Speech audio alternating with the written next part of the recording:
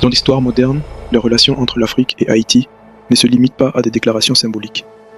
Plusieurs pays africains ont posé des actes concrets. Ces pays ont agi surtout dans les périodes de crise.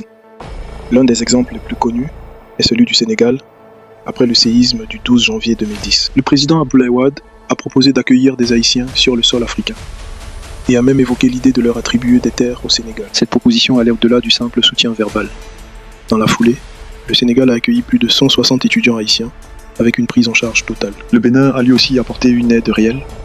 Les étudiants haïtiens ont été accueillis grâce à un programme de bourse dans des établissements béninois. Plus d'une centaine de jeunes ont ainsi pu poursuivre leurs études en Afrique, offrant un cadre d'accueil et une continuité indispensable après la catastrophe. Le Rwanda a également participé à cette dynamique.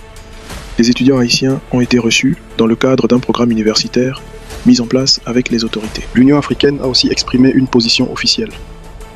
En 2022, elle a affirmé son soutien aux efforts de stabilisation politique et sécuritaire du pays. L'Afrique du Sud avait déjà adopté une ligne similaire en 2004, accueillant Jean-Bertrand Aristide et liant le bicentenaire de la révolution haïtienne à la diaspora. Plus récemment, le Kenya est devenu l'un des acteurs les plus visibles en envoyant des policiers dans le cadre d'une mission internationale de soutien à la sécurité. Qu'il s'agisse d'aide matérielle, d'éducation ou de sécurité, ces actes montrent que le lien entre l'Afrique et Haïti est profond, concret et institutionnel.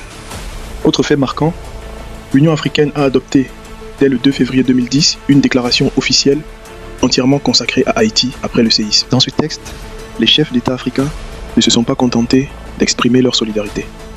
Ils ont demandé aux États membres d'apporter une réponse collective, ont encouragé l'octroi de bourses pour les étudiants haïtiens touchés par la catastrophe, ont demandé la création d'un fonds humanitaire africain pour Haïti avec l'appui de la Banque africaine de développement et ont même prévu l'envoi d'une mission africaine en Haïti.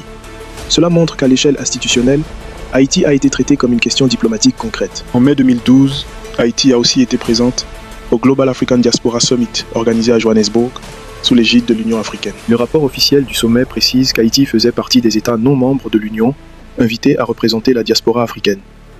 Ce point est important, car il montre qu'Haïti n'était pas seulement vu comme un pays extérieur, mais comme un acteur intégré aux discussions africaines sur la diaspora noire dans le monde. En janvier 2014, un autre geste politique a renforcé cette relation.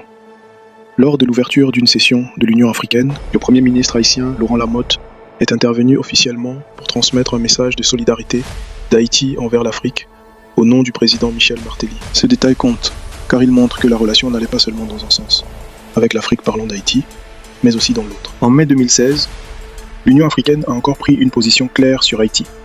Elle a officiellement expliqué que le pays ne pouvait pas devenir membre de l'organisation, car seuls les États situés sur le continent